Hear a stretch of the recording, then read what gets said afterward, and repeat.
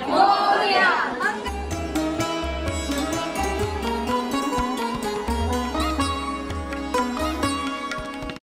Hello नमस्कार, मी शुभांगी तुम्हा सर्वांचं पुन्हा एकदा एका नवीन व्लॉगमध्ये अगदी मनापासून स्वागत करते.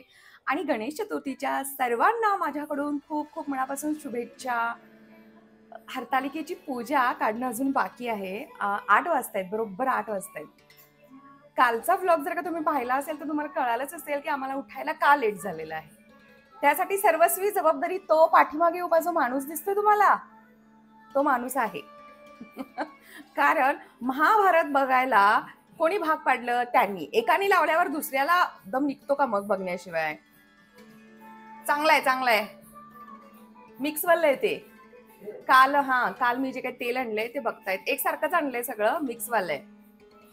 तर 1050 रुपयाला 3 लिटर मिक्स वाला आहे ते. करडई, शेंगदाणा आणि खोबरं 40-40-20 असं प्रमाण आहे त्याचं. तर चला आजचा दिवसभराचा व्लॉग मी तुमच्यासोबत शेअर करते. काय असं वेगळं आहे आमच्या गणेश चतुर्थी सेलिब्रेशन मध्ये हे तुम्हाला या व्हिडिओमधून आज समजणार आहे. आणि हो, गणेशाचा फेवरेट कलर आज घातलाय मी. जास्वंद झालीये मी आज, जास्वंद. पोहे बनवायचे सुरू आहेत, चहा आणि पोहे खायचे आणि मग कामाला सुरुवात करायची. चलो. पोह्यांना हळदच नाही घातलेली बहुतेक. आहो नारळ फोडून गेलेत. त्यांना मोदकाची तयारी खाऊन घ्यायचे. हे 9ला 5 मिनिटं बाकी आहेत.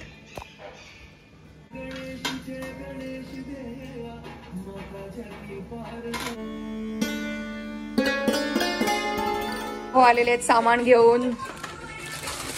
मोदकाचं हे पीठ वेगळं आहे, हे काटदरे. आजच्यासाठी आहे माझ्याकडे.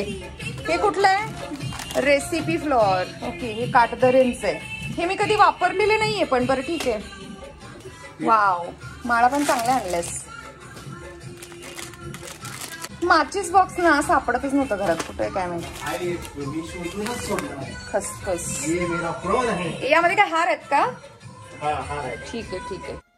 स्वयंपाक आणि उकडीचे मोदक मी बनवतीये तोपर्यंत आहो इकडे मंदिर अगदी स्वच्छ पुन्हा एकदा पुसून घेत आहेत. कारण याच मंदिरामध्ये आज आम्ही गणेशाची स्थापना करणार आहोत. इथे उकडीच्या मोदकाचं सारण बनवतीये. खोबरं खवलेलं तुम्ही पाहिलंच तर मी यावेळेला खाऊन घेतलं आहे. कधी कधी काय करते, मी त्याचा काळा पाट चाकूने काढून घेते आणि मिक्सरला बारीक करते. पण आज मात्र मी ते प्रॉपर खाऊन घेतलेलं आहे. आणि तुपामध्ये सगळे ड्रायफ्रूट्स आणि खसखस थोडीशी भाजून घेतली आणि त्यामध्येच आता हे खवलेलं खोबरं ॲड केलेलं आहे मी. आणि हे थोडंसं परतवून घ्यायचं आणि त्यामध्ये नंतर मी गूळ ॲड केलेला आहे. गूळ जर का चवीला आणि क्वालिटीला चांगला असेल तर हे सारण खूपच छान बनतं. थोडंसं गूळ वितळवेपर्यंत भाजून घ्यायचं. त्यानंतर मी वेलची बारीक कुटून यामध्ये ॲड केली आहे. थोडीशी सुंठ पावडरसुद्धा फ्लेवरसाठी इथे मी ॲड करते आहे. एकदम टेस्टी बनतं हे असं सारण.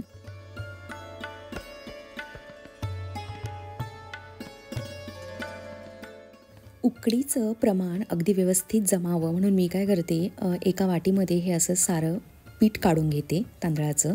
आणि नंतर ही वाटी दुसऱ्या एका भांड्यामध्ये रिकामी करून घ्यायची. आणि त्याच वाटीनं पुन्हा मोजून आपण पाणी किंवा दूध उकळवून घ्यायचं आहे. तर मी नेहमी पाणी यूज करते, पण आज पहिल्यांदा मी दूध यूज करते. ज्या वाटीनं पीठ मोजून घेतलं आपण त्याच वाटीनं तुम्ही पाहिलं तिकडे की मी दूधसुद्धा ॲड केलेलं आहे. आणि थोडंसं नंतर वाटी विस्कळून त्यामध्ये मी पाणी ॲड केलं आणि नंतर 1-1.5 चम्मच असं तूप ॲड करायचं आहे. यावेळेला दूध वापरलेलं आहे म्हणून मी आत्ता यामध्ये मीठ टाकलेलं नाही. दूध उकळवून घेतलं आणि त्यामध्ये हे पीठ आता मी छान फेटून घेणार आहे, मिक्स करून घेणार आहे. आणि नंतर या स्टेजला आपल्याला यामध्ये मीठ ॲड करायचं आहे.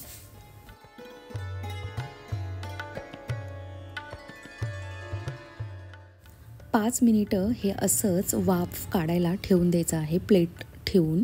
आणि नंतर मी काय करते मग अगदी ते गरम गरम असताना तेव्हाच छान मर्दून मळून घेते.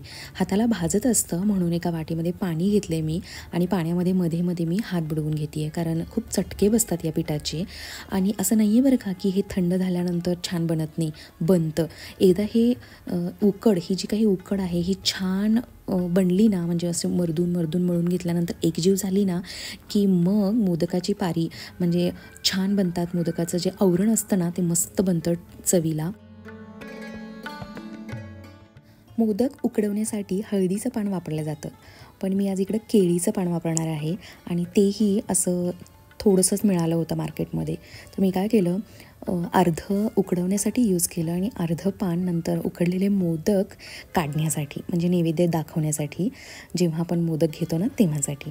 तर खूप टेस्टी मोदक बनले होते आणि काम खूप होतं त्यामुळं टायर्ड झाले होते मी आणि अशी छान भारतीय वैठक घालून बसली आहे. तर बघू शकता की किती भारी होत आहेत मोदक. मी ही पारी आहे ना ही थोडीशी लाटण्याने लाटून घेते आणि नंतर मग त्याला हाताने छान अशी असा आकार देते, शेप देते. तर बघू शकता एकसारखे छान आणि टेस्टी मोदक बनले होते आजचे. खूपच भारी वाटलं मला. ही आहे माझी नवीन मैत्रीण कविता, जी आता मला रोज मदत करणार आहे भांडी धुवायला आणि फरशी पुसायला. माझं खूप सारं काम हलकं होणार आहे हिच्यामुळे. आणि हा, ती काय म्हणत होती की ताई तुम्ही हे जे काय मोदक बनवलेत ना, काय बोलली का तू कविता, कसे दिसतायत? नाही नाही नाही, तू काय बोलली, साच्यात. हा, साच्यात बनवल्यासारखे दिसतायत. थँक्यू कविता, थँक्यू सो मच की मला मी जे काही मोदक बनवले त्याची पोचपावती मिळाली की ते छान जमलेत. आणि आज पहिल्यांदा मी हे दुधात मळलं. मी नेहमी हे पाण्यात मळते. कल्पनाच्या आणि माझ्या बाप्पाची स्थापना झाल्यानंतर मी त्यांना माझ्या घरी जेव्हा बाप्पाच्या दर्शनासाठी बोलावलं तेव्हा त्यांनी आणि आम्ही मिळून मस्त मोदक एन्जॉय केले. अगदी 2 फॅमिलीला मस्त पुरले. हे 25 मोदक झाले होते. आणि इथे बघू शकता मंदिर छान असं रेडी झालेलं आहे. जेव्हा मंदिरामध्ये देव असतात ना तेव्हा त्या ज्या काही स्टेप्स यूज करते मी त्या मी काढून TV युनिटच्या इथे ठेवलेत. आणि या स्टेप्स एक्स्ट्रा आहेत ज्या बाप्पासाठी बनवून घेतल्या होत्या फर्निचरचं काम चालू असताना. या ऐन वेळेला मी बेडमध्ये ठेवून दिलेले असतात. 1:30ला 5 मिनिटं कमी आहेत आणि अजून आमचा बाप्पा बसलेला नाहीये. तर ना मी एक चेन्नईवरून एक खूप सुंदर असा ड्रेस मागवला होता खास गणेशासाठी. म्हणजे ज्या दिवशी गणेशाला आतमध्ये घ्यायचं त्या दिवशी मी ठरवलं होतं की दिवसभर आज रेडच घालायचं. तर हा सकाळचा रेड टी-शर्ट हा सुद्धा नवीनच आहे. आजच मी याची घडी मोडली. आणि अजून एक मी हा ड्रेस जो मागवलाय ना खूप सुंदर आहे. हा थोडा कॉस्टली आहे बट खूपच भारी आहे. म्हणजे मला तरी आवडला. ॲटलीस्ट रशियन सिल्क म्हटलंय त्याला. एकदम स्मूथ असं ते सिल्क आहे. दाखवते मी तुम्हाला कसं आहे हे बघा. आणि या ड्रेसची गंमत सांगते मी तुम्हाला की हा कसा आलाय माहिती आहे. त्यांचा आय थिंक छोटा बिझनेस आहे. हे बघा जसा आलाय मी तसा एकदा काढून घालून पुन्हा होता तसा ठेवलाय. हे एक क्रंची दिली आहे सोबत. हे एक लेटर दिले. Thank you for shopping with us and supporting our small business. तर हे चक्क पोस्टानं पाठवले त्यांनी, पोस्टानं. ही ओढणी आहे, इस्त्री करायची गरज वाटते. आणि हा ड्रेस आहे, किती सुंदर आहे बघा. याचं काम बघा. तर घालते आता हा मी. हा असा दिसतोय ड्रेस. मस्त आहे. खूप दिवसापासून रेड ड्रेस घ्यायची इच्छा होती आणि किती परफेक्ट फिटिंग आहे बघ. म्हणजे जणू काय माझंच मेजरमेंट घेऊन शिवलंय. हा थोडा कॉस्टली आहे बट मटेरियल जेन्युइन आहे आणि रशियन सिल्क सांगितलंय त्यांनी. चेन्नईवरून आलाय. याचं हे बघा ना काम सुंदर आहे ना. उजेड आहे. चला आता ना बाप्पाला आतमध्ये घ्यायची तयारी करूया. चला 21 मोदक घ्यायचे आता. यातले मी किती झालेत मोजलेत नाहीत. 3 2 5 6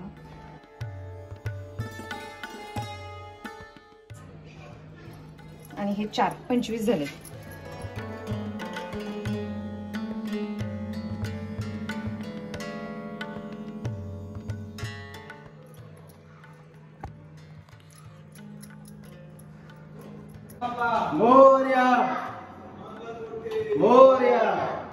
आईने मला अमरनाथवरून येताना जे काही गंगेचं पाणी आणलं होतं ते दिलं होतं. ते मी खास या दिवसासाठी ठेवलं होतं आणि तेच पाणी मी बाप्पाला लावून आहोंच्या पायांवरती घालून बाप्पाला आणि आहोंना दोघांनाही ओवाळून आतमध्ये घेते. मंगलमूर्ती.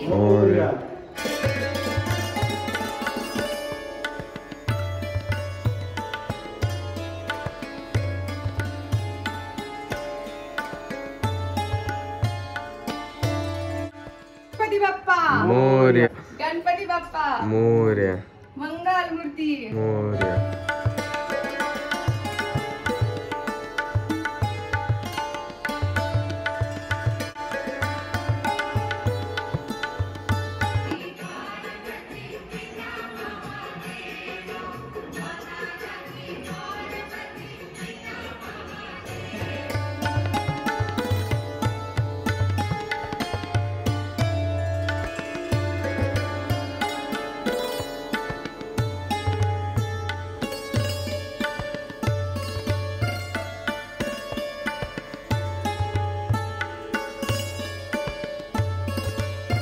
खूप मस्त झाला आजचा कार्यक्रम.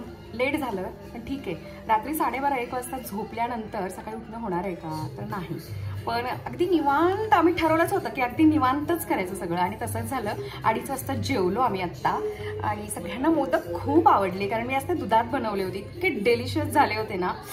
आता मला मस्त जमायला लागलेत. अगदी मी खात्रीशीर म्हणजे मी माझं परफेक्शन झालेलं आहे त्यामध्ये. आता माझी एक्सपर्टी झाली आहे त्यामध्ये असं म्हणू शकता. तर चला मस्त आता बिग बॉस एन्जॉय करणार. पुन्हा संध्याकाळी खालच्या म्हणजे सोसायटीच्या बाप्पासाठी जायचं आहे.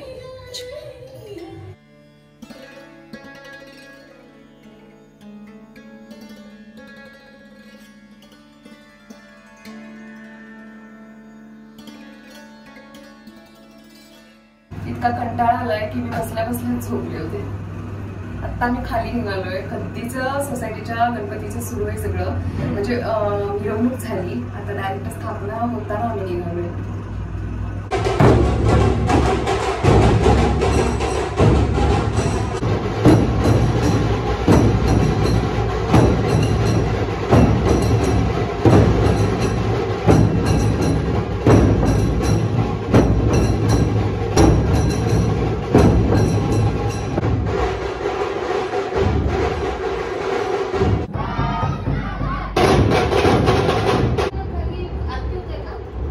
किती प्रसन्न वाटायला लागले ग घर तुझं. हे रोशनी मॅमचं घर आहे. मी ऑफिशियली दाखवलं नाहीये तुम्हाला कधी पण असंच व्लॉग मध्ये पाहिलेलं आहे तुम्ही. आपण हिच्या बाप्पाचं दर्शन घेऊया. वाव, मी तसं व्हिडिओ मध्ये दर्शन घेतलंय. गणपती बाप्पा मोरया, मंगल मूर्ती मोरया. सुंदर अशी बाप्पाची मूर्ती आणि इथे ना तिचा डायनिंग असतो. यांना कशी दिशा अगदी परफेक्ट मिळालेत. मला दिशा नाही भेटली त्यामुळे मी मंदिरामध्येच स्थापना केली आहे.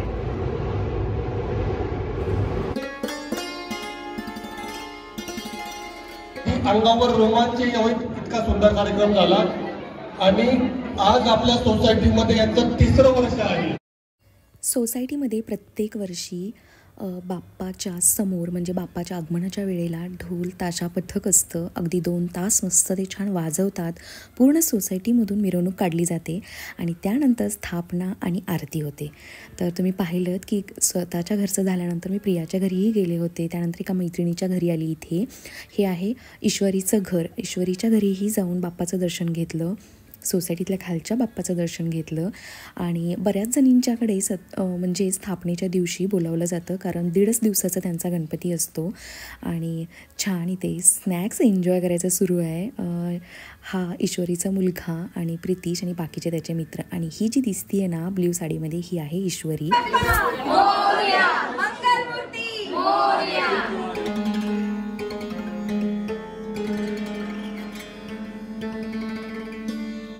असं साधं सुधं आमचं डेकोरेशन आहे. त्या मंदिरामध्येच फक्त लायटिंग करून बाप्पाची स्थापना केली आहे पण घर अगदी प्रसन्न वाटायला लागलं. अजूनच खूप भारी वाटतात हे 10 दिवस.